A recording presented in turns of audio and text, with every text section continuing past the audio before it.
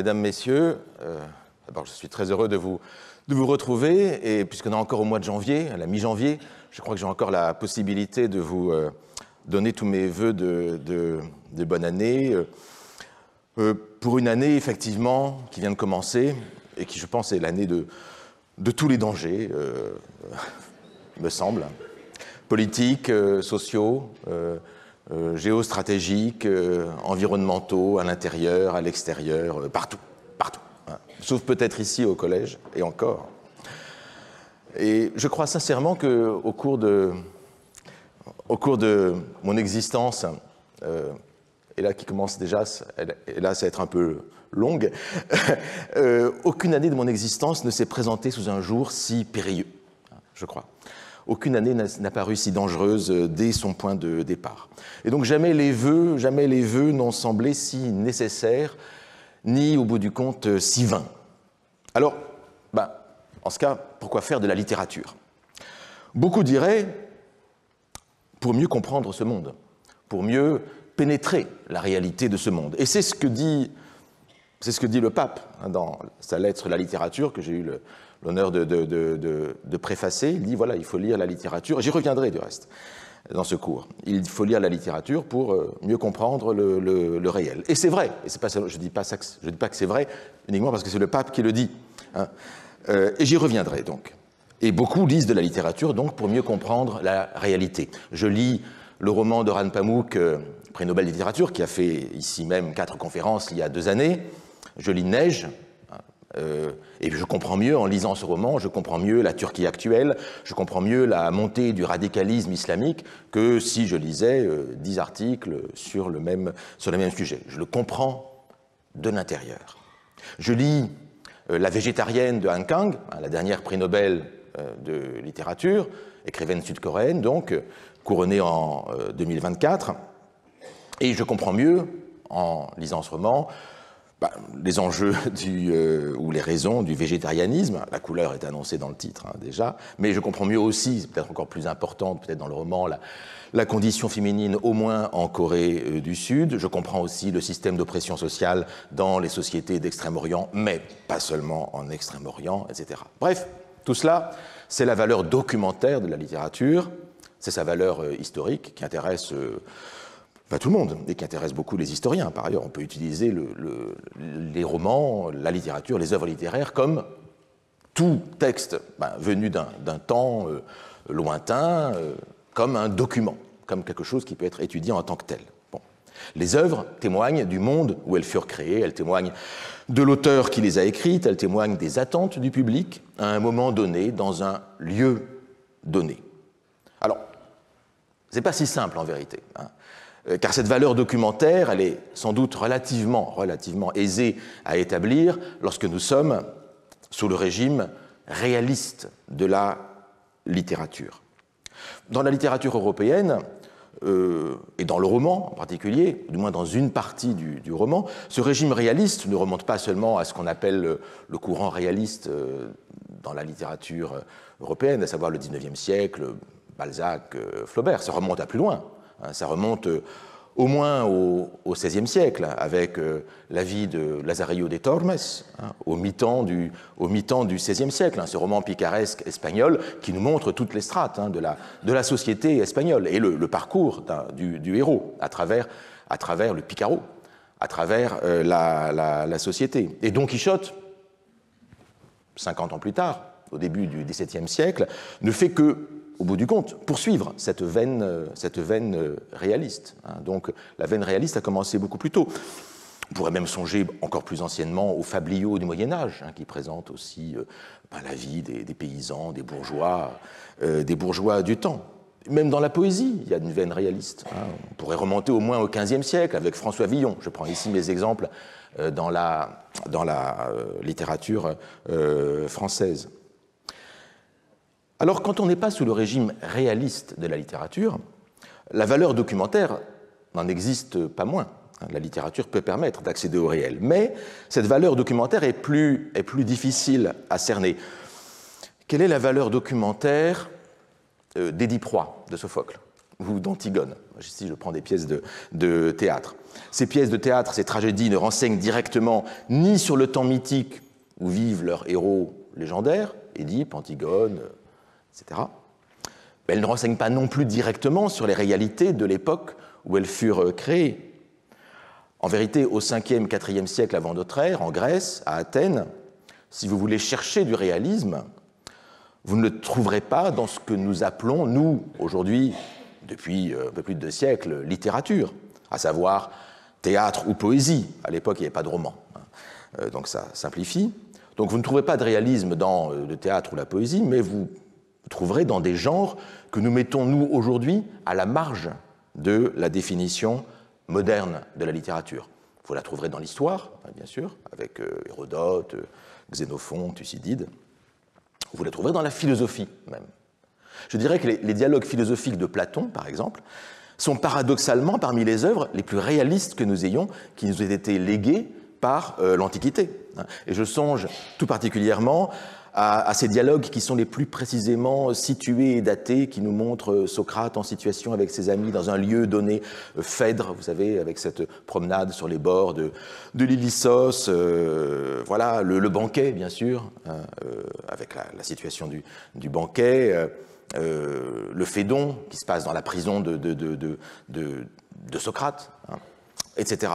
Donc ces dialogues de Platon, bizarrement, on ne sait pas s'il faut la mettre dans la philosophie, dans la littérature, justement, ce sont ces œuvres-là qui essaient de définir cette frontière-là, sont paradoxalement plus réalistes que ceux que nous appelons, nous, que ce que nous appellerions, nous, littérature pour les textes antiques.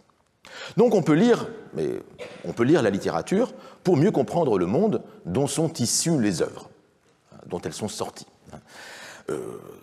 C'est tout à fait clair.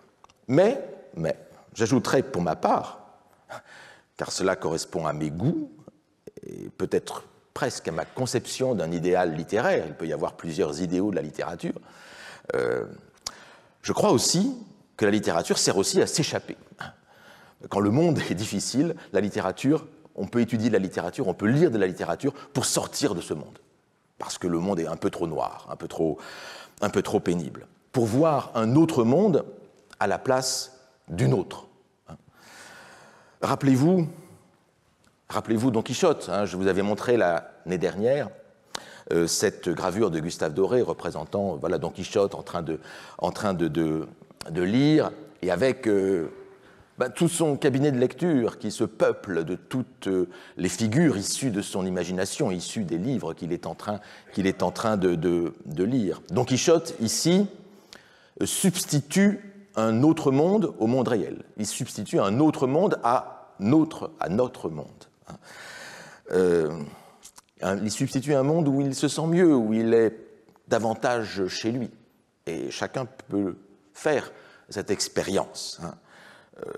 Alors, bien sûr, cette façon de lire, qui est celle de Don Quichotte, du personnage Don Quichotte, l'ingénieux Hidalgo, n'est pas la façon de lire que défend Cervantes, l'auteur du roman. Il semble au contraire que Cervantes attaque plutôt cette manière de lire. Il veut proposer un autre type de littérature contre les romans de la table ronde, contre les romans qui nous permettent de nous échapper. Bon, en fait, la position de Cervantes, elle est beaucoup plus complexe que cela, et je ne vais pas ici m'y attarder. Et en tout cas, apparemment, il nous montre quand même cette manière de lire, Cervantes, plutôt comme pathologique, comme anormale. C'est une pathologie, c'est une manière un peu datée de lire, semble-t-il nous dire. Eh bien, si c'est une pathologie, j'admets en ce cas être atteint de cette même pathologie, j'en souffre aussi, de cette pathologie. Je crois que la littérature, c'est une manière de la concevoir, et qui a aussi son heure de gloire, en particulier depuis le symbolisme, etc. On y reviendra. La littérature, l'art, offre une place où nous sommes chez nous, où nous sommes dans notre univers intérieur. C'est un monde à part, un monde parallèle. C'est le monde à l'intérieur de nous, en quelque sorte. Alors, s'il s'agit de mieux comprendre notre monde, le monde extérieur, j'ai des collègues ici, au Collège de France, qui font ça très très bien. En histoire, en sociologie, en civilisation, en biologie, en physique, en astrophysique. Alors, je n'ai pas besoin de citer mes collègues, hein, vous les connaissez bien, vous les connaissez tous. Je dirais que tous mes collègues, je laisse peut-être de côté les mathématiciens, je ne sais pas, mais tous mes collègues sont des professeurs de réel. Bon, les mathématiques sont peut-être un cas à part, il y a des grandes discussions philosophiques sur le statut des objets mathématiques. Tous mes collègues sont des professeurs de réel. Et je crois que je suis le seul ici, dans cette institution, à être, je crois, un professeur d'irréel, à explorer ce qui n'existe pas, à explorer les fantasmes, à explorer les imaginations, à explorer les délires. Et je pense que, parfois, c'est une bonne raison pour venir à ce cours, pour changer un peu par rapport à ce que font mes autres collègues. Mais, attention, c'est quand même une sorte de science que j'essaie de vous enseigner, hein, un savoir, en tout cas.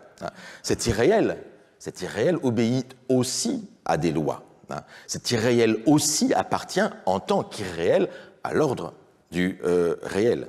Cet irréel n'est pas produit n'importe comment. Il est produit par des esprits. Il est produit par des œuvres. Il est engendré par des formes. Et je dirais que c'est une idée à laquelle tient beaucoup Paul Valéry. Rien n'est plus réel qu'une forme. Hein. Rien n'est plus réel qu'un texte, qu'une sculpture, qu'un tableau. C'est une matière. C'est quelque chose qui est là devant vous, qui va vous résister, mais qui va agir aussi. Mais cette chose-là, elle est là devant vous. Le texte est formé d'unités discrètes. Après, c'est assez complexe de faire avec, mais il est là, très réel. Le sentiment que vous avez en vous, quand vous lisez un texte, il n'y a rien de plus réel au bout du compte, ce sentiment-là. C'est plus réel que tout ce que vous voyez devant vous. C'est quelque chose que vous ressentez en vous-même, comme une force. Cet irréel obéit donc à certaines nécessités, il produit des effets, il produit des conséquences, etc. Les visions de Don Quichotte ne se font pas n'importe comment. Elles sont dans un dialogue permanent avec le réel. Les géants que l'Hidalgo attaque sont grands comme des moulins. Ils ont des ailes comme des moulins. Bon, je reprends ici l'image d'Épinal, enfin, la scène la plus célèbre du roman, pas nécessairement la plus intéressante, mais enfin une scène quand même passionnante. Et donc, on peut retrouver les moulins derrière les géants, et c'est les moulins qui engendrent les géants. Mais lorsque je lis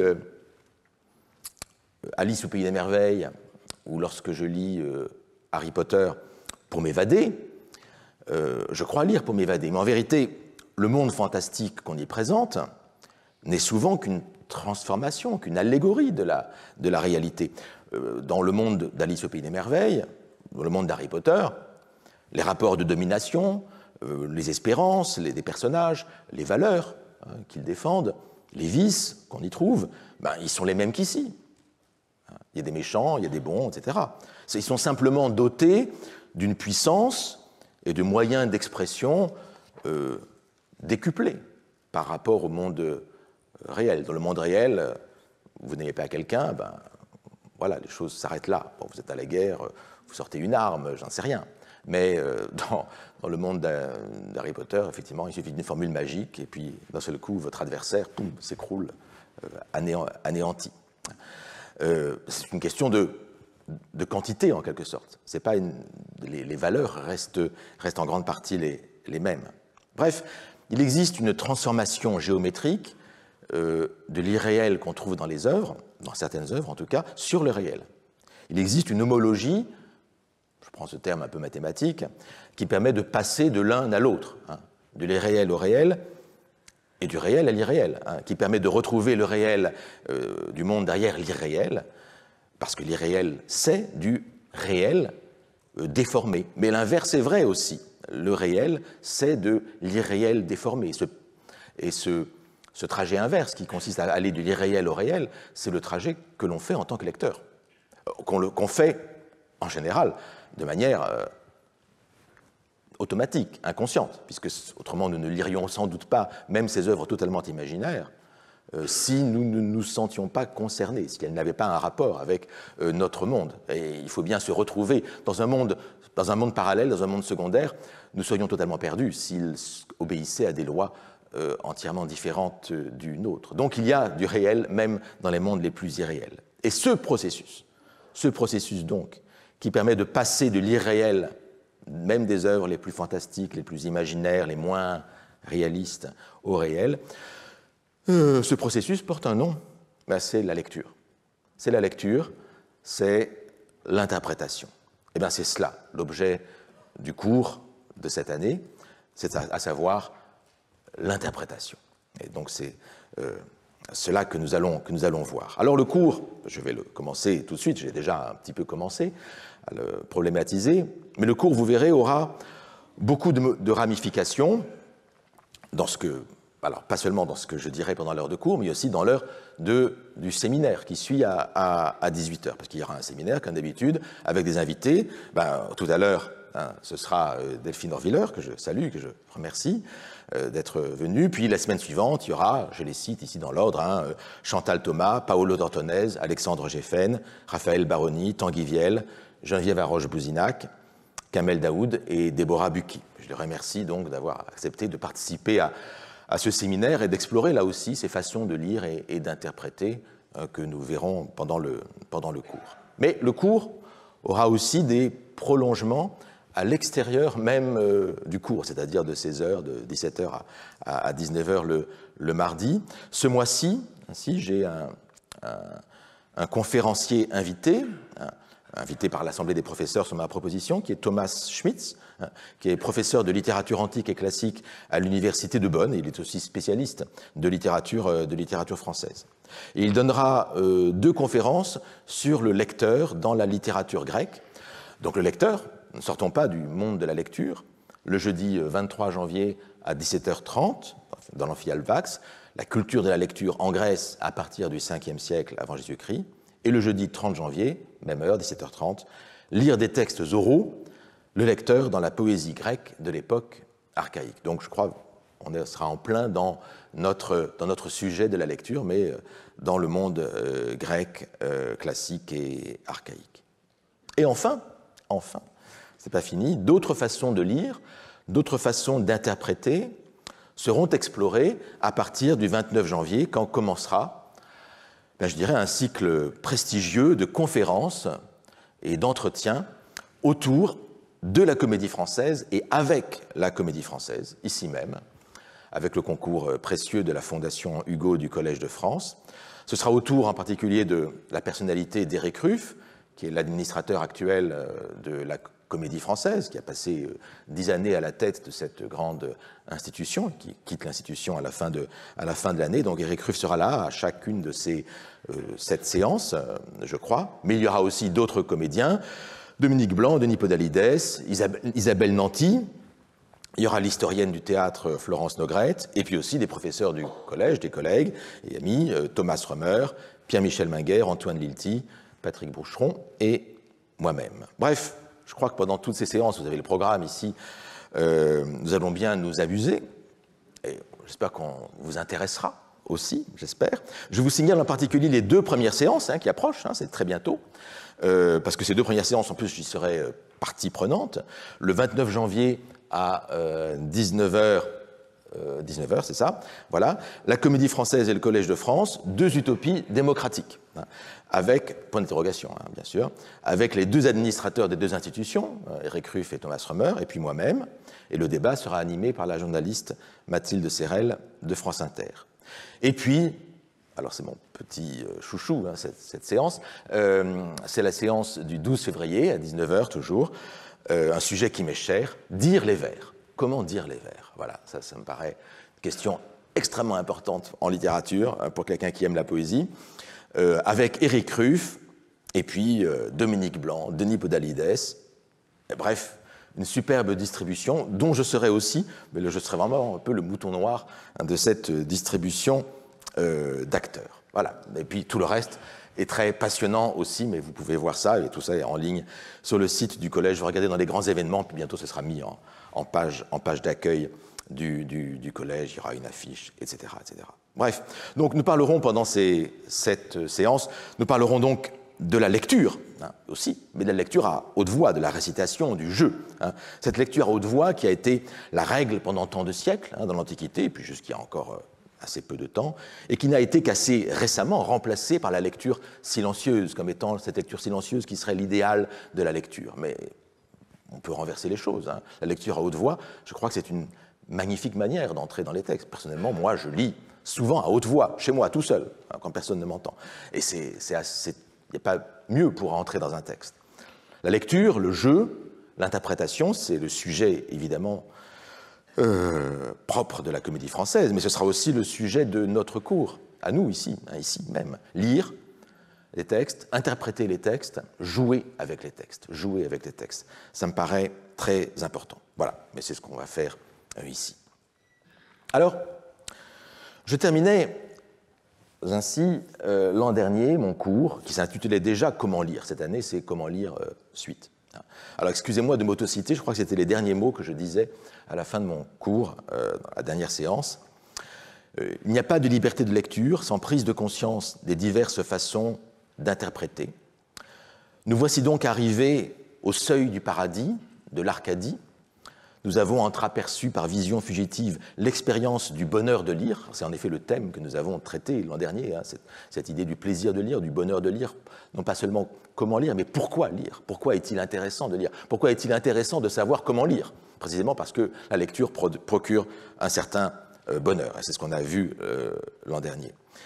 Mais des menaces, j'en parlais tout à l'heure, des menaces planent sur cette Arcadie, cette société inassociée, c'est une expression de Pascal Quignard, cette société des amis du texte, c'est l'expression, c'est la formule de Roland Barthes. Il ne suffit pas de savoir comment lire, il faut encore savoir comment interpréter, ne pas s'enfermer dans une seule signification. Ce sera, vous l'avez compris, l'objet du cours de l'an prochain. Et je me projetais donc dans cette séance-ci. L'an prochain, je continuerai, je terminais là-dessus. L'an prochain, je continuerai et nous parlerons alors de l'interprétation des livres et des textes. Ce sera toujours comment lire, mais dans le sens de comment interpréter. Ben voilà, tout est dit, mon introduction est faite. Nous parlons effectivement de cette question de l'interprétation. Mais vous comprenez aussi pourquoi j'ai intitulé cette leçon « Et in Arcadia ego », avec cette idée de l'Arcadie qui est là présente, du bonheur de lire. Une traduction possible de cette formule latine, sans préjuger, mais j'en parlerai, des débats sur cette traduction, comment comprendre cette formule « Et in Arcadia ego ». Une traduction possible, ce serait « moi aussi, j'ai été en Arcadie ». Et le romancier, je citais l'an dernier, je citais le romancier Marc Potrel dans son dernier roman, enfin son avant-dernier roman, ou plutôt pas roman, récit, L'île au trésor, paru en 2024, raconte, de manière confidentielle, il disait, moi aussi, il écrivait ceci, moi aussi je serai en Arcadie, ce qui est une autre manière de comprendre le et ego in Arcadia. Moi aussi je serai en Arcadie. Et il voulait dire, je serai en Arcadie quand j'aurai le temps de lire. Quand j'aurai le temps de lire. Et il faisait référence ici à son père, son propre père, qui s'est mis à lire démesurément une fois qu'il a été à la retraite. C'est quelqu'un qui ne lisait pas.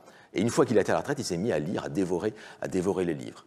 Et, ma foi, je pense que nous aussi, nous pouvons nous dire, moi aussi, je serai en Arcadie le jour où j'aurai le temps de lire. Mais c'est un temps qu'il faut essayer de saisir. Oui, l'Arcadie comme le bonheur de lire. Alors l'Arcadie, c'est le nom que l'on donne à un paradis perdu, un paradis lointain. Mais quand je dis paradis perdu, paradis lointain, on est un peu dans la Bible déjà, mais là on est déjà dans l'irréel. Mais cet irréel n'est que la déformation d'un réel. L'Arcadie, d'abord, l'Arcadie c'est une région montagneuse, que vous voyez ici en rouge, hein, vous reconnaissez la Grèce, ici. C'est une région montagneuse du centre du Péloponnèse, en Grèce, en retrait de tous les flux humains, loin de la mer, bon, il y a une bordure maritime, mais l'essentiel est quand même au cœur du Péloponnèse, loin de tous les touristes. Il n'y a pas grand-chose à voir en Arcadie pour les touristes. C'est vraiment une région naturelle, sauvage. En dehors du temps, loin de tous les flux, je vous ai dit, désertique, sauvage, et peuplée seulement de bergers. J'en parle en connaissance de cause. Parce que, alors j'ai pas été berger en Arcadie, Mais j'ai été en Arcadie, moi aussi, et in Arcadia ego. Je suis allé en Arcadie il y a quelques années, et c'était phénoménal, je dois dire. J'ai croisé sur ces routes d'Arcadie des troupeaux de chèvres sur les routes, déambulants, tout seuls, comme ça. C'était extraordinaire. Et le plus étonnant, l'une des visions les plus étonnantes que j'ai eues de mon existence, c'était un cheval blanc galopant, solitaire sur la route. Et comme ça, devant ma voiture. J'étais là, je conduisais, puis il y avait ce cheval blanc qui était là, devant. Et il n'y avait pas âme qui vive, c'était tout seul. Il y avait juste ce cheval blanc qui était là comme un dieu qui irait devant vous alors que vous conduisez tranquillement votre véhicule. C'était vraiment une vision fantastique où la réalité rencontre la légende. Alors l'Arcadie, c'est peut-être le lieu effectivement où la légende transpire dans la réalité, mais l'Arcadie réelle, la voici. C'est une photo que j'ai prise moi-même, c'est un montage de 2 photos. Bon, excusez-moi de vous montrer mes photos de vacances, mais voilà, c'est une région sauvage, montagneuse, assez désertique, avec beaucoup de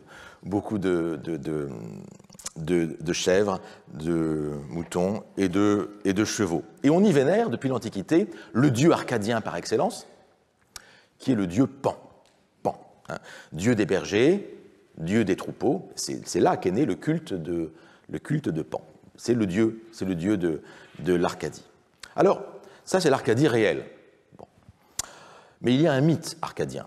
Il y a un mythe de l'Arcadie qui s'est développé à partir de la littérature, à partir de la poésie, et d'abord à partir de la poésie pastorale grecque et latine.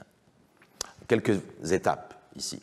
Vous avez les idylles de Théocrite, donc en grec, là, on est au IIIe siècle avant notre ère, qui raconte des poèmes autour de bergers, des histoires d'amour entre eux.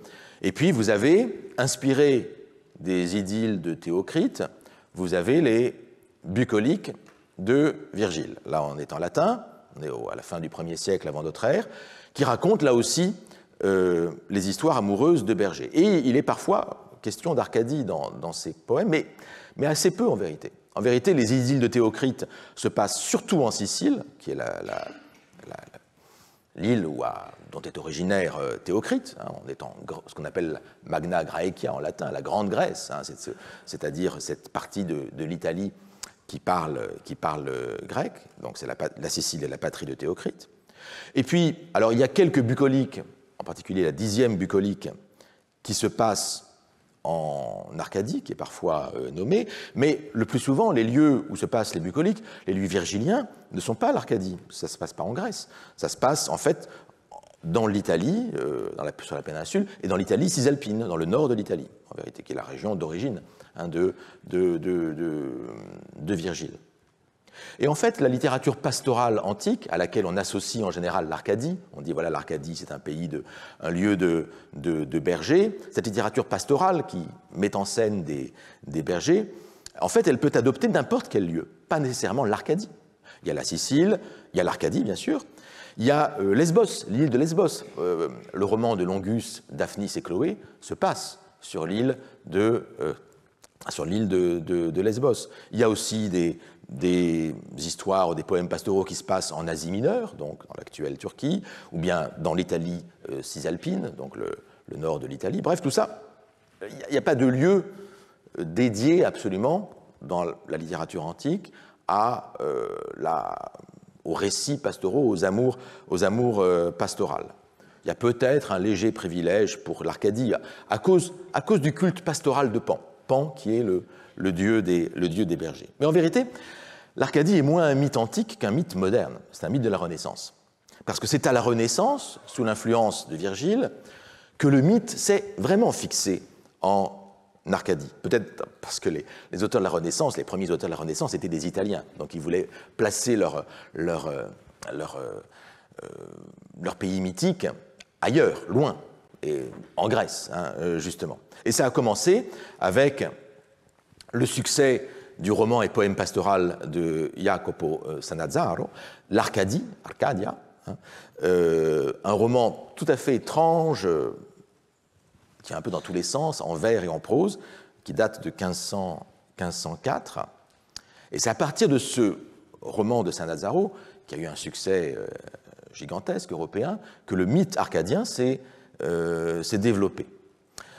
L'un des exemples de ce mythe arcadien, dans une autre langue, c'est le roman en prose, pastoral, là aussi, l'Arcadie, Arcadia, de Sir Philip Sidney, qui date de 1593, qui en fait est de publication posthume, mais qui a eu surtout une influence au début du XVIIe siècle.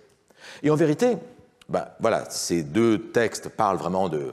Ça se situe en Arcadie, mais en fait, le mythe arcadien, comme dans l'Antiquité classique, peut se développer dans plein d'autres lieux que l'Arcadie grecque. Pensez simplement, tout peut devenir Arcadie, en vérité.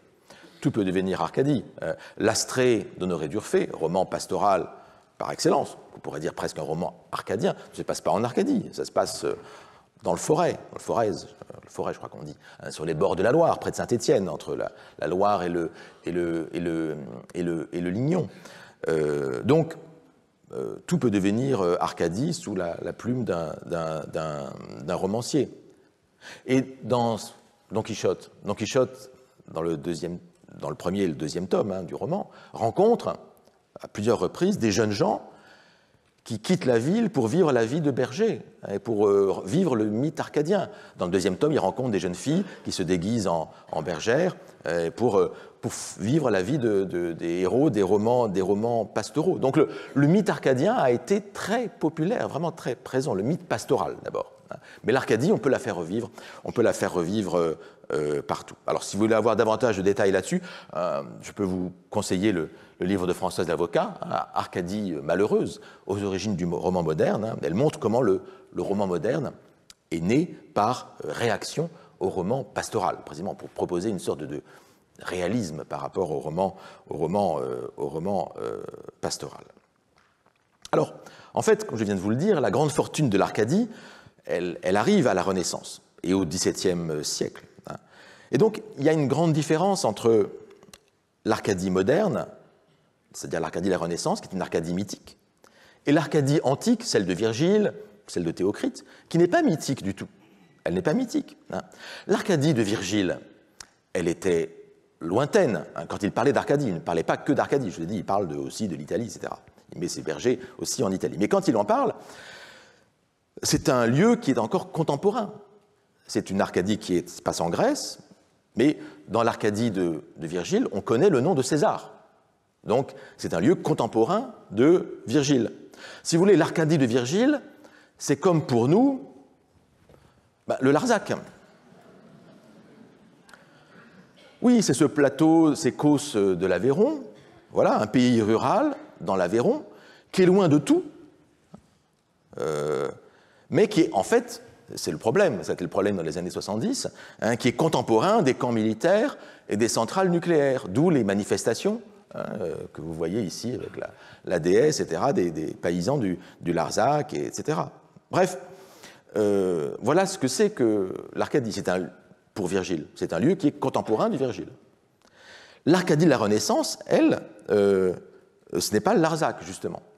C'est très différent. Le Larzac est plus proche de l'Arcadie de Virgile que de l'Arcadie de la Renaissance, paradoxalement. En fait, ce qui s'est passé à la Renaissance, avec la modernité, c'est qu'on a rajouté une seconde dimension à cette région de Grèce, qui n'était pas encore un lieu mythique dans l'Antiquité. On a rajouté la dimension temporelle, l'éloignement temporel. L'Arcadie de la Renaissance est non seulement lointaine, mais elle est ancienne, ce qui fait une double distance. Ce qui en fait un univers encore plus inaccessible, puisque aucun voyage ne permet de s'y rendre, sinon la machine à remonter le temps de Wells. Alors, il y a encore aujourd'hui, ce mythe est très présent, il y a des entreprises modernes de redécouverte de l'Arcadie. Je ne citerai que ce très joli récit du romancier nigérian Ben Okri, qui écrit en anglais, In Arcadia, avec, vous voyez, une reproduction du tableau de Poussin, mais je vais venir à ce tableau de Poussin, paru en 2002, traduit aussi en français en 2003, et qui est un un parcours de l'Arcadie contemporaine, fait par l'auteur, l'Arcadie du XXe siècle. Donc, cette Arcadie suscite encore une fascination, mais c'est une fascination bien différente de celle du temps de Virgile. L'Arcadie de Virgile était un monde loin du pouvoir et loin de la ville. C'était un lieu de l'innocente simplicité, voilà, le Larzac, en quelque sorte, un pays rural. L'Arcadie moderne, c'est autre chose. Au-delà de l'innocente simplicité, c'est aussi l'idée du paradis et d'un paradis perdu. Et il faut savoir tout cela pour comprendre ce thème de Let in Arcadia Ego, qui a donné lieu à un tableau célèbre de Nicolas Poussin, en fait qui a donné lieu à 2 tableaux de Nicolas Poussin, je reviendrai là-dessus. Et ce tableau-là, le deuxième, ceci se trouve au Louvre, vous pouvez encore le voir au Louvre. Et ce tableau de Poussin, qu'on appelle soit Et in Arcadia Ego, soit Les bergers d'Arcadie, ce tableau est l'un des plus commentés de toute l'histoire de la peinture. La bibliographie sur ce tableau est immense, considérable. C'est vraiment le paradis des interprètes. C'est pourquoi j'ai trouvé intéressant de commencer ce cours par justement une image, mais pas une seule image, c'est une image avec du texte. Une image qui se présente précisément comme un problème d'interprétation. Et c'est parce que donc c'est à ce titre que ce tableau m'intéresse, qu'il nous intéresse, parce que c'est un objet à lire. Il parle de l'Arcadie, il parle de la lecture. On voit, il y a une inscription là qui est en train d'être déchiffrée, j'y reviendrai. Enfin, il parle de la lecture. C'est une manière de dire. Il la montre, cette lecture. C'est ça le problème, c'est que le tableau, lui, est silencieux. Même s'il montre une inscription, le tableau lui-même est silencieux et il faut l'interpréter. Et toute l'ambiguïté du tableau est dans ce silence de la peinture, autour d'un texte qui lui-même est là, présent, on pourra le déchiffrer, Et in Arcadia Ego, mais qui est rendu dans le silence. Et c'est dans cette tension-là que se situe la difficulté du tableau. Et donc c'est de ce tableau que je voudrais parler aujourd'hui, j'en parlerai aussi, je pense, la semaine prochaine, un tableau sur le déchiffrement et un tableau qui exige lui-même d'être déchiffré. Je vous l'ai dit, nous sommes avec ce tableau dans l'irréel.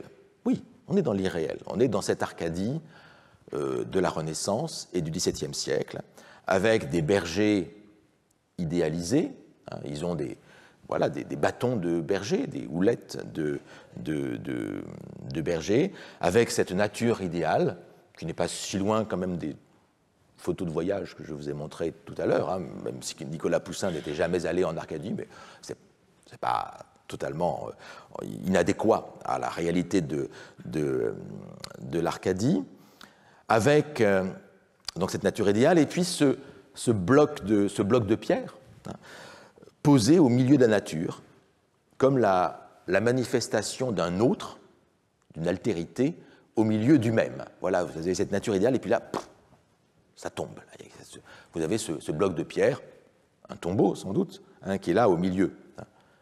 Tout de suite, pensant à ça, et me disant ça, j'ai pensé au tableau, au poème sonnet célèbre de Mallarmé, le tombeau d'Edgar Poe. Mallarmé orthographié Edgar avec un D.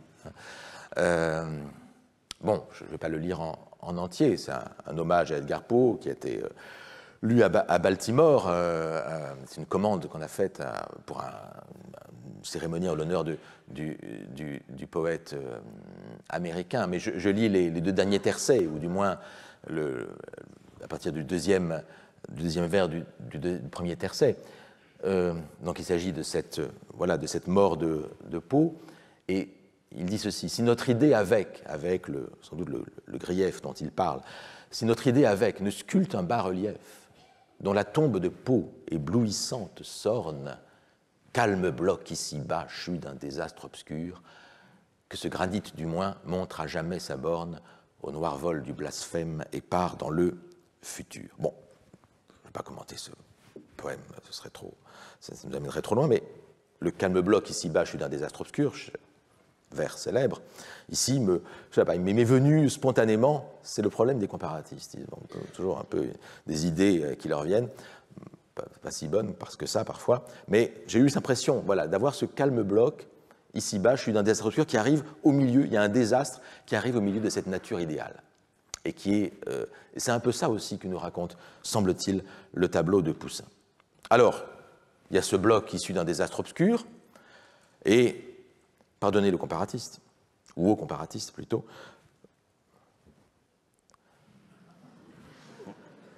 vous reconnaissez, hein, 2001 Odyssée de l'espace. Hein, 2001 Odyssée de l'espace, le film de Stanley Kubrick, c'est au début du film.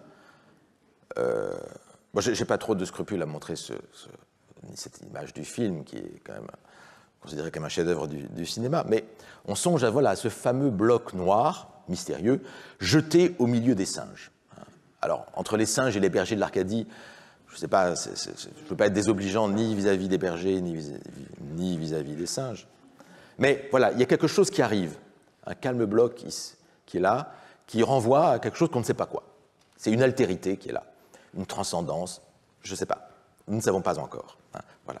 Et donc c'était, excusez-moi de faire naviguer mon imagination entre des différentes, ce que m'évoque ce tableau de Poussin. Bref, j'en étais là de mes réflexions, à faire des rapprochements plus ou moins congrus. J'étais dans l'irréel, et tout à coup, j'ai été projeté dans le réel, mais brutalement. J'étais dans le métro, je préparais mon cours, j'y pensais, etc. Et qu'est-ce que je vois?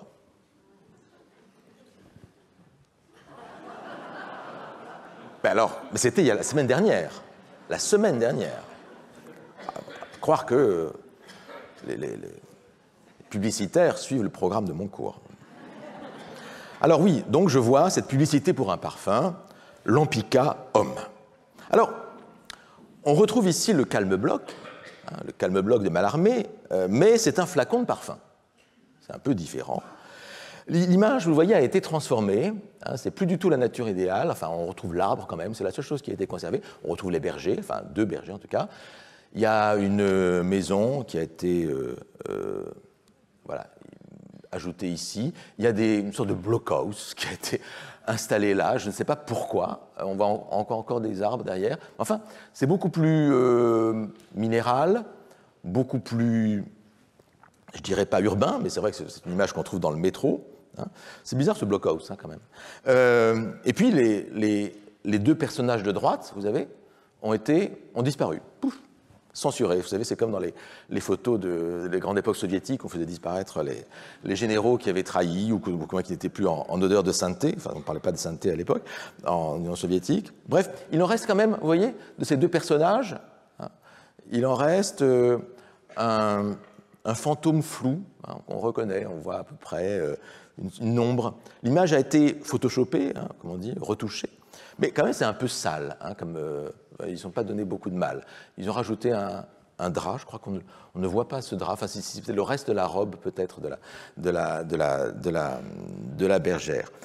Je pense qu'un vrai faussaire aurait agi plus soigneusement, hein, que ça. Là, alors, et quand même, quelle intrusion du réel le plus cru, le plus commercial dans ce tableau sur l'idéal. Hein. Mais quand même, au bout du compte, c'est cela que raconte le tableau de Poussin. Le tableau de Poussin raconte ça, c'est-à-dire l'apparition d'un intrus. Hein. C'est cela. Vous avez un intrus qui arrive au milieu de la nature idéale. Alors ici, l'intrus, c'est le tableau de Poussin. C'est un tableau, le tableau de Poussin, c'est un tableau sur l'autre, avec un grand A, sur l'irréductible, sur ce qui doit être interprété pour être assimilé. Alors chez Poussin, c'est un tombeau, c'est une inscription, et dans la publicité, c'est un parfum. Voilà.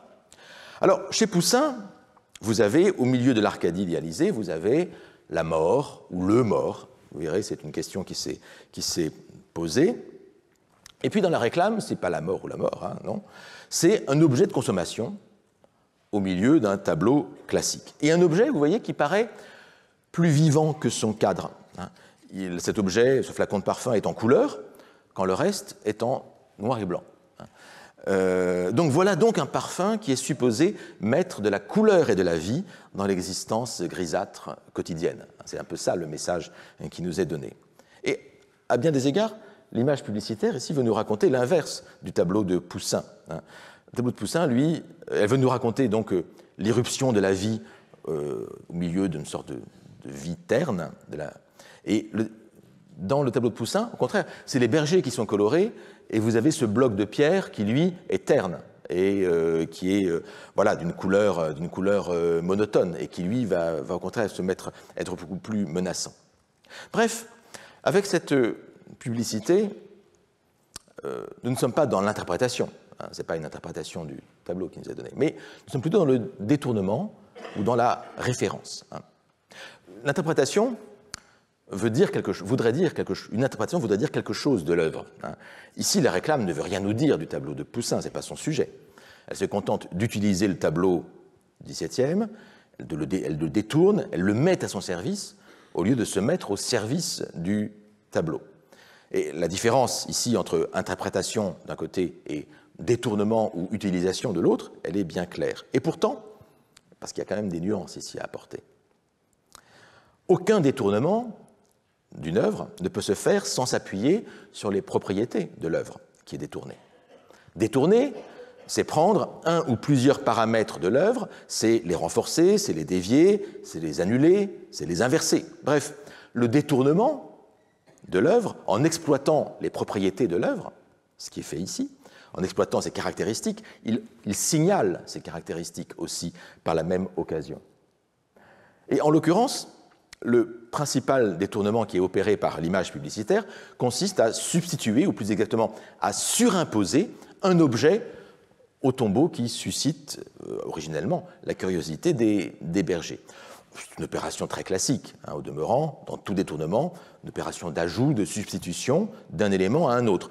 On ajoute un élément dans le tableau, le flacon, on en supprime d'autres aussi, les personnages de droite, et puis on substitue cet élément à un autre, le tombeau, ce flacon de parfum, on le substitue en tant qu'objet d'attention ou que centre d'attention des bergers, qui ne s'intéressent plus au tombeau, mais au flacon.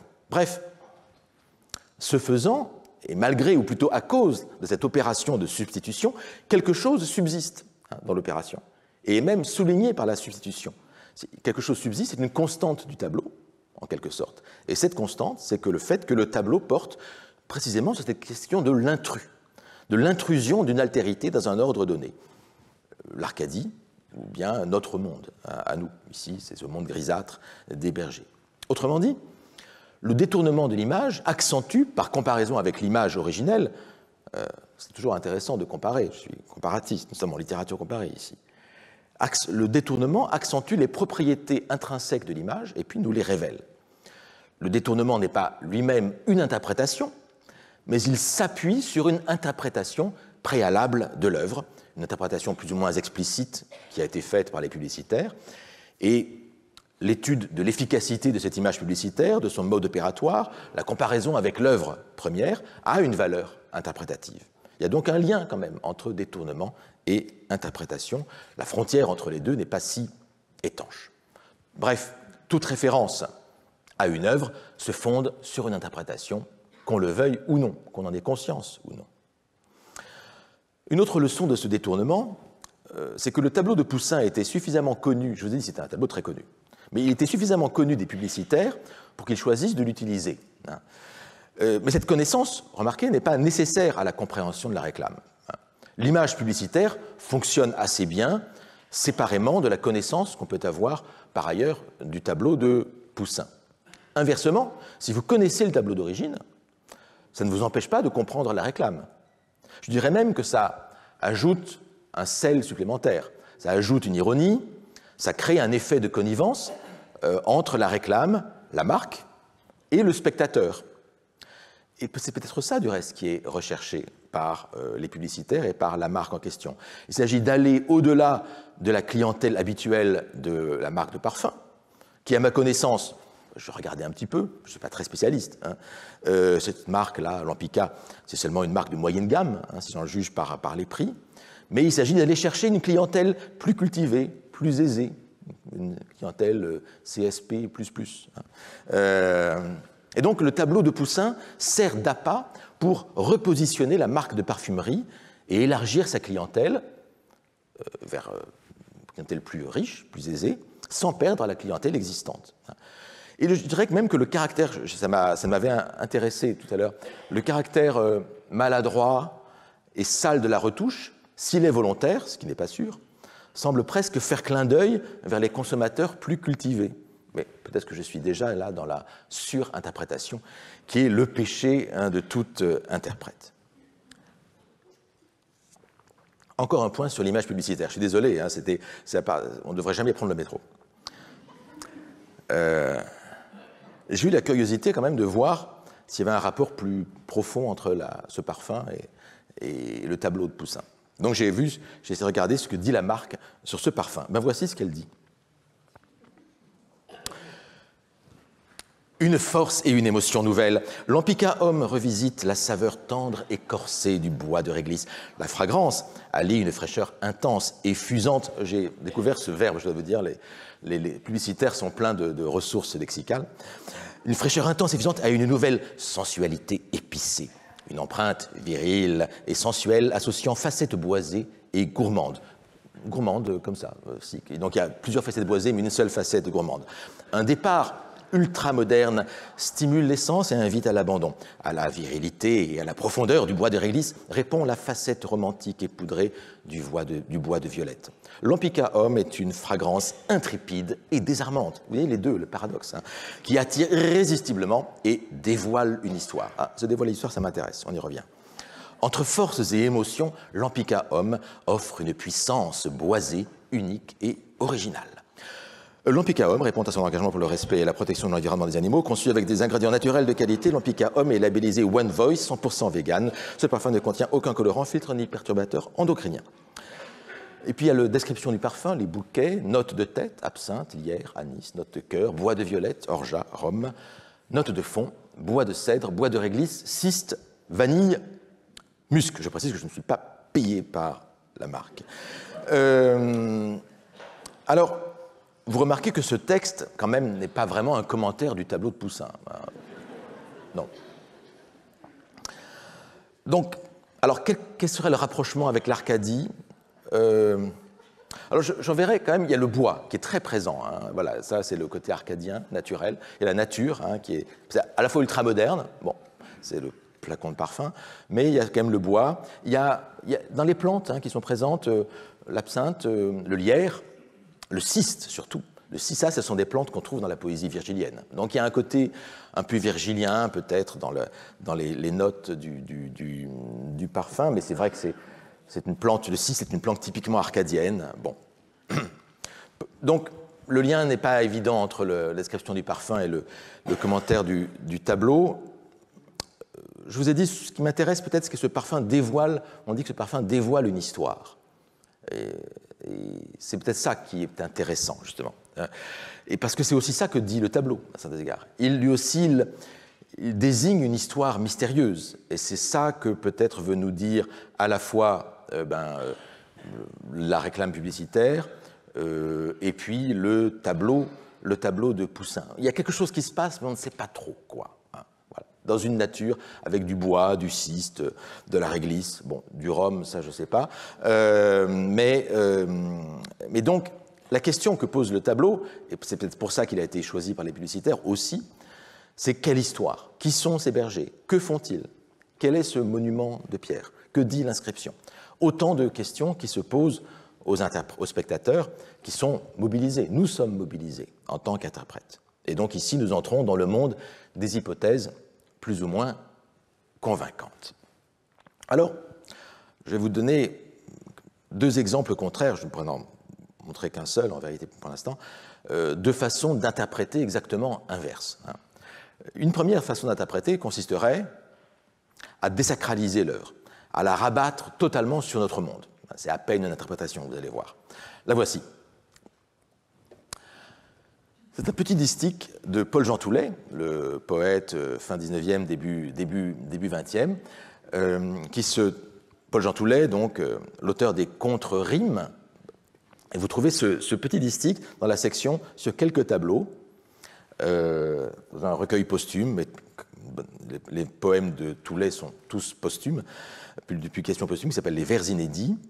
Et sur quelques tableaux, cette section-là porte il y a des distiches sur différents tableaux. Et en particulier, vous avez un distique intitulé « Sur les bergers d'Arcadie du Poussin ».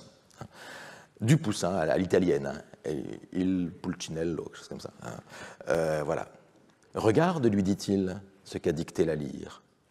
Je t'aime, lui dit-elle, et je ne sais pas lire. » Alors, c'est littéralement sur les bergers d'Arcadie, puisque réellement on peut mettre ces paroles sur le tableau, comme je viens de le faire. C'est quasiment comme des phylactères, hein, attachés, phylactères de bande dessinée, je veux dire, attachés aux deux personnages de droite. Hein. Vous avez le berger rouge qui dit « Regarde ce qu'a dicté la lyre hein, », c'est l'inscription, et elle lui répond « Ben, non, je t'aime, très bien, mais je ne sais pas lire. Hein. » Alors, ça me rappelle cette façon de faire, ça me rappelle un jeu pratiqué dans The New Yorker, vous savez, la revue américaine. C'est un jeu chaque semaine, il s'agit on vous donne un dessin silencieux, muet, il s'agit d'inventer la légende d'un dessin humoristique. C'est un concours entre les lecteurs. Parfois, le dessin n'a rien de drôle en lui-même. Le tableau de Poussin n'a rien de drôle en soi. Hein. Mais c'est la légende qui est chargée de le rendre comique. Ben, voilà ce que fait un peu Toulet, qui ne lisait pas le New Yorker, bien entendu. Donc c'est un exercice très formateur où il s'agit de s'entraîner au décalage entre les paroles et l'image et où l'on doit créer un effet de surprise. Donc Toulet préfigure en quelque sorte le jeu du New Yorker. Alors ce jeu-là correspond au développement ce qu'on appelle le ton du burlesque. Hein. Il s'agit de rendre quotidien et trivial ce qui paraît plutôt noble et antique. Ben, le burlesque, vous savez, c'est ce qu'on a... Ça s'est beaucoup développé au XVIIe siècle. Hein. Vous connaissez le roman de Scarron, le Virgile travesti, où on fait parler les héros de Virgile, de l'Énéide, comme des charretiers. Hein. Et donc, c'est une grande tradition classique, le burlesque. Il s'agit de créer un décalage entre le sujet et la tonalité. Et donc, ce distique, ici, ces deux vers, nous disent quelque chose de l'insignifiance du texte écrit, de l'insignifiance de la poésie par rapport à l'émotion et par rapport au sentiment. Comme si la bergère, celle qui est en jaune, alors je dis la bergère, c'est sous bénéfice d'inventaire. Est-ce une bergère? Là aussi, c'est une question qu'il faudra poser. Comme si la bergère niait l'importance de ce qui semble constituer le sujet même du tableau, à savoir la lecture. C'est un tableau sur la lecture. Mais là, elle nie. Elle dit non, en fait, moi, je ne sais pas lire. Donc, ça ne m'intéresse pas, toute cette histoire. D'où l'effet comique qui repose sur le parallèle grammatical entre, ben, vous voyez, hein, c'est assez bien fait, hein, c'est assez basique, mais enfin, c'est bien fait, parallèle grammatical entre les deux premiers hémistiches, enfin, les premiers hémistiches de chaque alexandrin. Regarde, lui dit-il, et puis je t'aime, lui dit-elle. Et puis le contraste entre les deux hémistiches finaux, qui est concentré sur la rime très riche, quand même, la lire et pas lire. Hein. Rien de plus opposé à la lire que le fait de ne pas savoir lire. Bref, le comique est là, verbal, mais il réside aussi dans le contraste visible et manifeste dans le tableau entre la proximité physique et affective des deux personnages, hein, qu'on voit, la bergère, si c'en est une, pose la main sur l'épaule du berger, et l'opposition entre deux états d'esprit. C'est le fossé à l'intérieur du couple. Et donc, ce sont des paroles qui vont contre ce que semble dire a priori le tableau, à savoir la proximité des deux personnages. Alors, en fait, on est ici peut-être moins dans l'interprétation que dans le détournement ironique. C'est un peu comme avec la publicité pour le parfum. Mais un détournement qui est là, non pas pour appâter le chaland, mais simplement pour faire rire, pour créer une parodie gratuite et pour rendre hommage à un classique. C'est le plus bel hommage qu'on puisse faire à un classique, c'est de le détourner, de le rendre amusant quand il n'est pas amusant, quand il est tragique. D'autant que chez Toulet, la parodie, l'humour, la satire sont toujours très, très présents. Alors voilà, ce serait une façon d'interpréter le tableau, donc en rabattant ce que disent les personnages sur une sorte de quotidien qui serait le nôtre. Et puis il y aurait une autre façon de faire, mais je reviendrai sur Toulet la prochaine fois, qui consistera plutôt à aller ailleurs, vers une transcendance, quelque chose où le tableau nous indiquerait quelque chose qui serait tellement éloigné de notre quotidien que nous en serions totalement ébahis et ébobis. C'est ce que nous verrons la prochaine fois. Mais avant de vous donner rendez-vous à la semaine prochaine, je voulais aussi vous dire ceci. J'aime bien entamer un dialogue aussi avec les auditeurs, les auditrices du cours. Et alors, parfois nous discutons dans la pause ou après le cours, et c'est bien et c'est normal. Mais je voudrais refaire le système de Roland Barthes pour les questions ou les remarques d'auditeurs. Roland Barthes demandait à ses auditeurs et auditrices de déposer sur la table, avant le cours, éventuellement, s'il y avait des questions, voilà, des papiers avec des questions, des remarques, des commentaires, etc. Et après, lui-même, dans les séances ultérieures, répondait ou ne répondait pas à ces questions. Je vous invite à faire la même chose si vous voulez entamer le dialogue, etc. Ça peut se faire ainsi. Donc, s'il y a des papiers la prochaine fois sur la table, je ne serai pas étonné. Je les lirai attentivement. Voilà. Merci et rendez-vous la semaine prochaine.